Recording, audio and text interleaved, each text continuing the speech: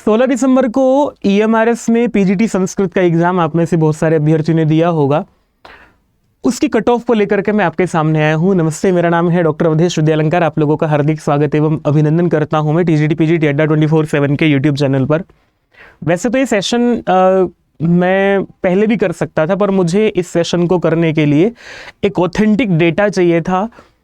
थोड़ा सा समझना था मुझे कि पेपर 1 की क्या स्थिति रही है, जो आपका कॉमन सेक्शन है, और जो आपका संस्कृत विषय वाला जो है उसका क्या सेक्शन है, उसकी क्या स्थिति है। तो दोनों को ध्यान में रखते हुए आज की जो आंकड़ा है, इस आंकड़े को देख करके हो सकता है थोड़े से लोगों को लगे भी कि मैं जो बात कहने जा रहा हूँ वो आप लोगों को हो सकता है थोड़ी सी कड़वी लगे, थोड़ा सा स्वीकार करने में समस्या हो। पर मैं जो आंकड़ा आप लोगों को देने जा रहा हूँ वो तथ्यों पर आधारित होगा। तो इस सेशन को थोड़ा सा ध्यान से देखिएगा, और इस सेशन पर अपनी प्रतिक्रिया देने से पहले ये विचार कीजिएगा कि आप मेरे विचार से कहाँ तक सहमत हैं। क्योंकि जब हम कट ऑफ का सेशन बताते हैं, मैंने आज तक का अनुभव मेरा ये है, जब मैंने KVS में कट ऑफ 140 बताई थी तब सबका ये कहना था कि ये कुछ भी आकर के कह जाते हैं।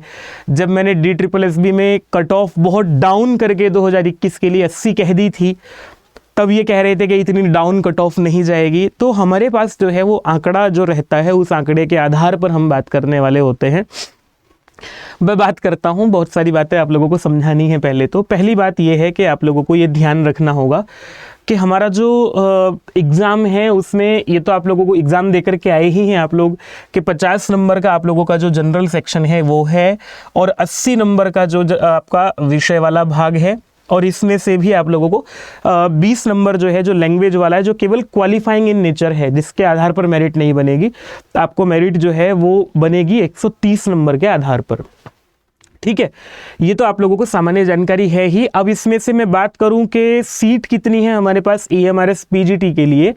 EMRS PGT के लिए जो सीट है हमारे पास वो है 97 सीट हैं, जिनमें से जनरल के लिए 41 सीट हैं, नो EWS के लिए 26 जो हैं, OBC के लिए, SC के लिए 14 हैं, ST के लिए 7 हैं, और बाकी एक सीट और कुल मिला करके हैं। 97 सीट हैं कुल मिला करके। अब मैं बात कर लेता हूं आप लोगों के साथ कि जो पेपर 1 हुआ है, आप लोगों का कॉमन सेक्शन जो हुआ है, उसकी क्या स्थिति है। यहाँ दो तरह से हम लोग अपनी कट ऑफ को निर्धारण करेंगे। एक 80 नंबर का आप लोगों का जो भाग हुआ है, वो 80 अंक आप लोगों के आए हैं संस्कृत के, जो उनमें से कितना स्कोर किया है, 97 लोग इन लोगों को चुनने हैं।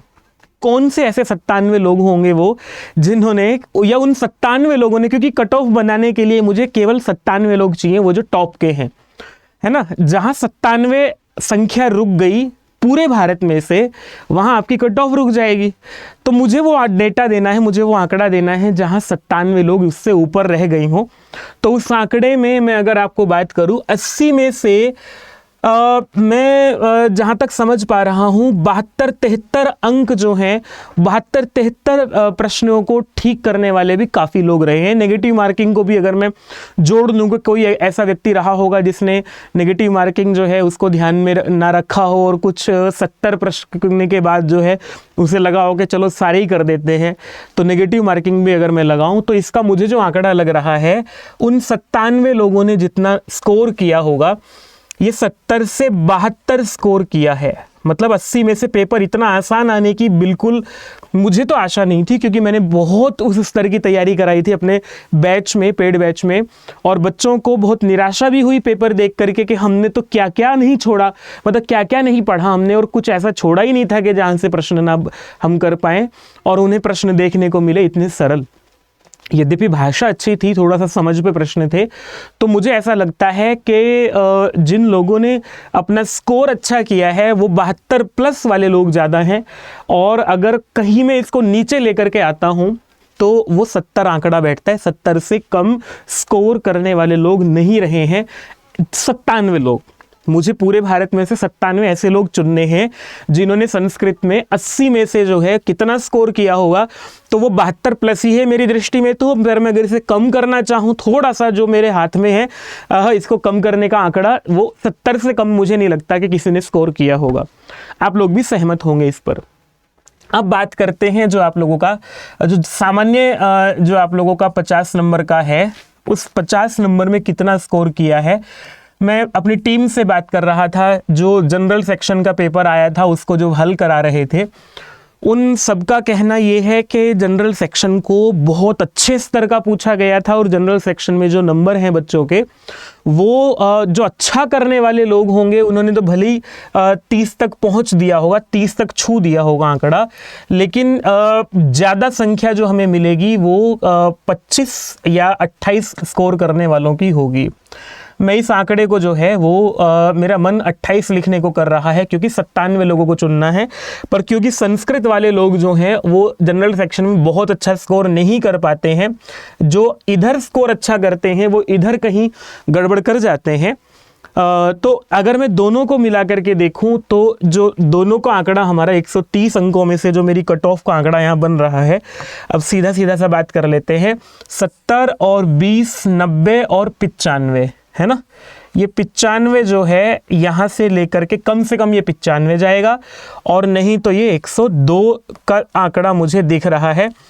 ठीक है, ये आप लोगों को 95 से 102 के बीच आंकड़ा आ रहा है, इससे कम नहीं जा सकती है, इससे ज़्यादा तो मुझे लगता है 102 वाला जो आंकड़ा है 130 में से वो ठीक है। पर मैं ये कहूँगा आप लोगों को, उन लोगों को जो अपना बिल्कुल सिक्योर कर सकते हैं, जो अपने को ये मान सकते हैं कि हाँ हमने अच्छा पेपर किया है, तो 100 नंबर से ज़्यादा जिसके हैं वो ये मान करके चलना चाहिए कि 100 अंक वाला व्यक्ति अपने आप को ये कह सकता है कि वो EMRS में पोस्ट ग्रेजुएट टीचर बन चुका है।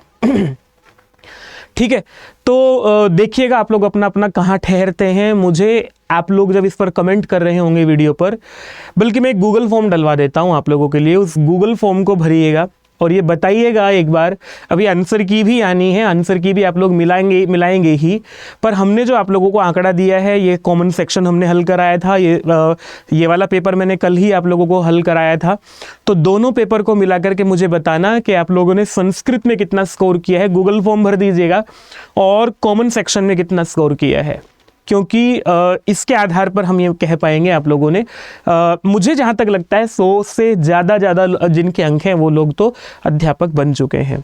अब मैं बात करता हूँ उन लोगों के लिए जिन्होंने 100 से ज़्यादा स्कोर नहीं कर पाए हैं, उनकी क्या स्थिति है, उन्हें क्या करना चाहिए। उन्हें अभी दोबारा फिर EMRS का एग्ज़ाम होगा, 2024 में निश्चित EMRS का एग्ज़ाम होगा, उसके लिए अभी से मूल पढ़ने का अभ्यास करना चाहिए। ठीक है, बाकी कैसे तैयारी करनी है, क्या EMRS को पढ़ना है, उसके लिए हम लोग आगे आपके साथ बने ही रहेंगे। निराश नहीं होइएगा, और अभी आगे अपनी ये जो कट ऑफ बनाने के वीडियो का उद्देश्य किसी को खुश करना है, किसी को दुखी करना नहीं है, एकमात्र उद्देश्य यही है कि अब आप लोगों को खड़े होकर के दौड़ने के लिए तैयार करने के लिए, मन बनाने के लिए ये वीडियो है। तो बस आप लोग अपना आंकड़ा मुझे बताइएगा, फिर मिलते हैं आप लोगों को ऐसी किसी वीडियो के साथ। नमस्ते, तब तक के लिए कमेंट जरूर कीजिएगा, गूगल फॉर्म जरूर भर दीजिएगा।